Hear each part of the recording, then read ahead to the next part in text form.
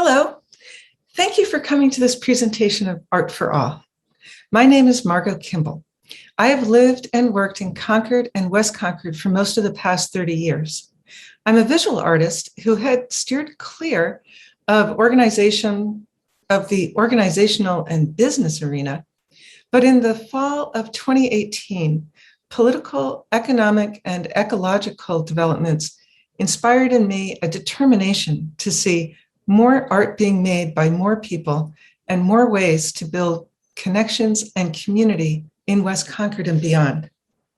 So, with only the vaguest idea of what I was getting myself into, with the encouragement of many and the assistance of some family and friends and local businesses, we renovated what had been my art studio for about 15 years.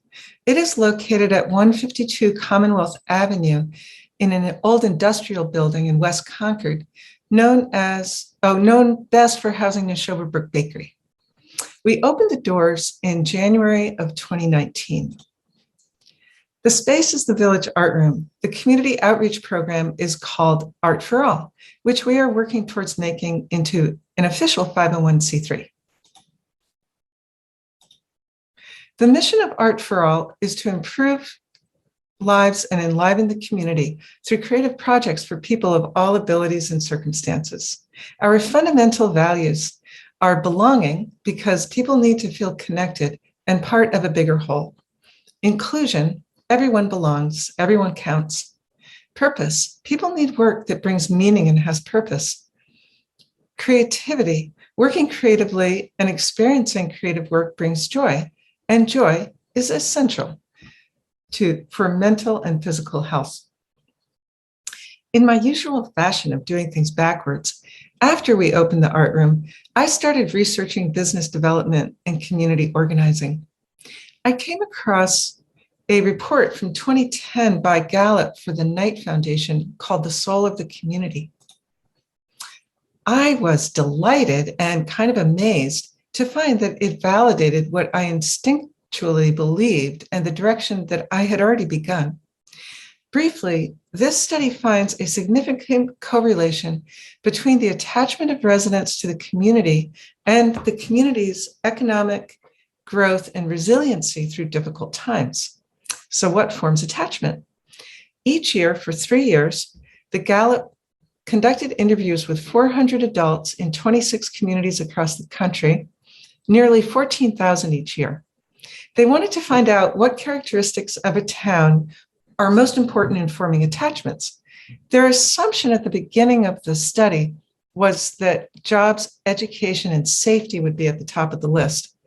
But the results were clear and consistent in every community.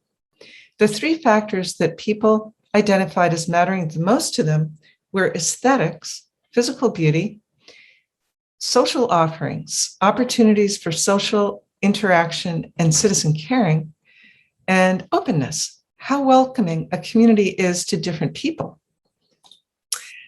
Well, Art for All is a major attachment generator. Number 1, aesthetics. In our 2.5 years or so, we have made 2 large outdoor murals and many temporary displays inside of businesses and restaurants. Here you see our latest mural, the second in what is planned as a series of 5. It's called Art Scramble to Our Local Farms, and it's on the side of Saltbox Kitchen. Literally hundreds of community members contributed to making of this mural, including the 137 artists who painted the 299 tiles, the people who distributed the materials and collected the tiles, the sign makers who put it together and put it up, the people portrayed in the mural from the 6 farms, and the many businesses that displayed parts of the mural as it was being made. And now, thousands of residents and visitors get to enjoy it. Attachment number 2, social offerings, opportunities for social interaction and citizen caring. Before COVID shut us down, we had weekly workshops and drop-in times, as well as birthday parties offered at market rates. We will cautiously open those up again in mid-September. We've also had numerous art making events through sponsorships and donations. These have taken place at the art room in local businesses and outdoors, like this screen printing event that you see here during the summer of 2019. Often these events are done for free or by donation, and they offer people the opportunity to contribute to public artworks and displays. It has been so fun to see the delight people take in that. They love the chance to share their work in a collaborative community context. This is purpose, meaning, and connections all in one pretty painted package. For example, in February of 2020, just before pandemic lockdown, we had a Valentine's show at the ice cream shop, Reasons to be Cheerful. 60 people had made nearly 200 Valentines, from which we raised over $700. Item 3, open to all people. This has been a joy to achieve, an arts program that reaches an enormous range of people. Often at the same event, I take great pleasure in seeing high school students sitting with seniors, a family with small children sharing a table with adults with cognitive differences. Openness to all people includes those who don't have the financial means to buy art supplies or access cultural venues. With funds raised from individuals and businesses, we delivered over 400 art activity and art supply boxes to Open Table, the Boys and Girls Club, and the Community Arts Center of East Cambridge. Including people with cognitive differences is a particular focus for us. They have come through weekly workshops with Minuteman Art, as well as the launch program at the local high school, where they've come to us on their own.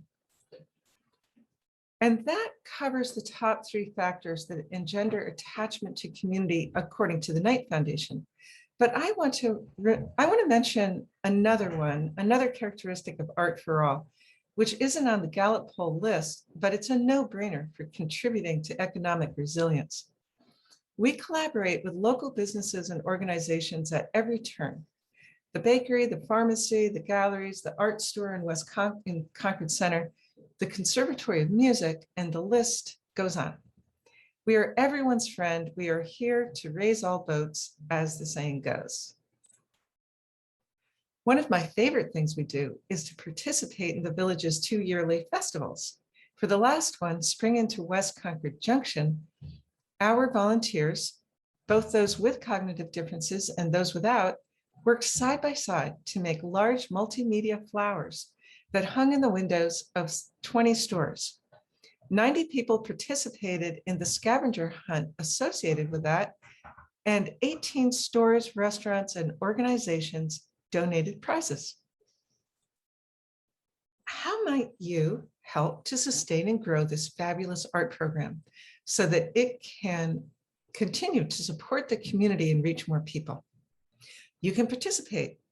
Come to our events, make some art, tell your friends about us. You can volunteer. You can see more about that on the website. Things that we need in particular at the moment are help with marketing and promotion and fundraising. Some jobs have the potential of generating an income.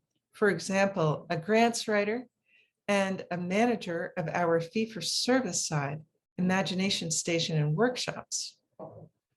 You can also donate.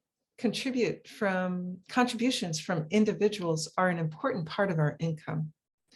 Sponsorship, you could become a business sponsor of an event, a workshop series, or public artwork.